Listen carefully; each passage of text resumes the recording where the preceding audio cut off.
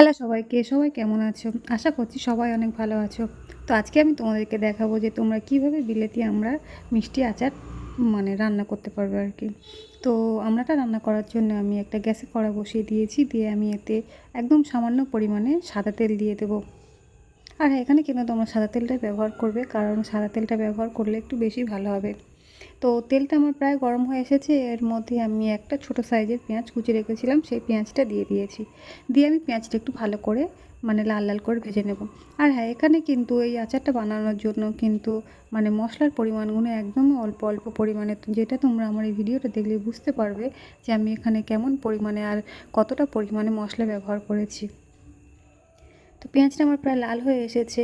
দিয়ে আমি এর মধ্যে একদম অল্প পরিমাণে, হাফ চামচেরও কম, দেখতেই পাচ্ছ তোমরা, আমি ওর মধ্যে আদা রসুন বাটা দিয়ে দিয়েছি। দিয়ে আমি এতে 1 চিমটির মতো একটু হলুদ দিয়ে দেবো, আর অল্প পরিমাণে, পরিমাণ অল্প ঠিক না, লবণটা তোমরা স্বাদ অনুযায়ী দিতে পারো। তো দিয়ে আমি একটু মশলাটা ভালো করে কষিয়ে নেব।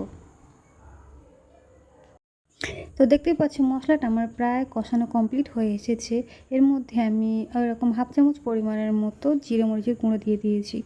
দিয়ে আমি মশলাটা ভালো করে কষিয়ে নিয়ে এর মধ্যে আমি আমড়াটা দিয়ে দিয়েছি। আমড়াটা আমি আগে থেকে ভালো করে কেটে ধুয়ে রেখেছিলাম। তোমরা এখানে আমড়াটা কিন্তু গোটাও ব্যবহার করতে পারো, এর মধ্যে আচার করতে পারো আর কি।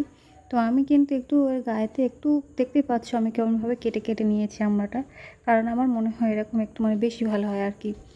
তো আমড়াটা আমি ভালো করে মশলার সাথে কষিয়ে নেব। আর হ্যাঁ, এই আচারে কিন্তু সবথেকে ইম্পর্টেন্ট যেটা, সেটা হলো কিন্তু এই নারকেলের দুধ। নারকেলের দুধ ছাড়া কিন্তু এই আচারটা একদমই সম্ভব নয়। তো নারকেলের দুধটা আমি, দেখতেই পাচ্ছ, বার করে নিয়েছিলাম। নিয়ে আমি এর মধ্যে একটু অল্প পরিমাণে নারকেলের দুধ দেবো। হ্যাঁ, দেখতেই পাচ্ছ আমার এই নারকেলের দুধটা কিন্তু দিতে গিয়ে অল্প পরিমাণে পড়ে গিয়েছিল। আর হ্যাঁ, এই আচারে কিন্তু আমি একদম কোনো পানি টোটালি আমি ব্যবহার করবই না। সমস্ত কিন্তু আচারটা হবে এই নারকেলের দুধ দিয়ে। তো আমার কড়াতে যেহেতু একটু আচারটা ধরে নিচ্ছিল, যার জন্য করে আমি অল্প পরিমাণে নারকেলের দুধের মধ্যে দিয়েছিলাম। দিয়ে আমি এটা আরেকটু ভালো করে কষিয়ে নিয়েছি। তো কষানো আমার প্রায় কমপ্লিট হয়ে এসেছে। বাকি যে নারকেলের দুধটা ছিল আমি এটার মধ্যে দিয়ে দেবো।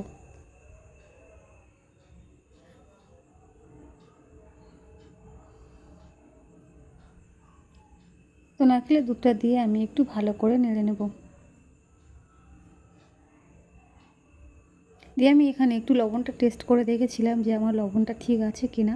তো হ্যাঁ, দেখলাম যে আমার লবণটা ঠিক আছে। আর লবণটা, আর এখানে আমি একটু, দেখতেই পাচ্ছ, গোটা গরম মশলা ব্যবহার করেছি। তোমরা চাইলে এখানেও গরম মশলার গুঁড়োও দিতে পারো। তো গরম মশলাটা দিয়ে আমি একটু ঢাকনা চাপা দিয়ে রেখে দেবো। এটা সিদ্ধ হতে একটু টাইম লাগে। আর হ্যাঁ, এখান থেকে কারণে কিন্তু আমি একটু চিনিও ব্যবহার করেছিলাম, যেটা কিনা আমার স্কিপ হয়ে গেছে।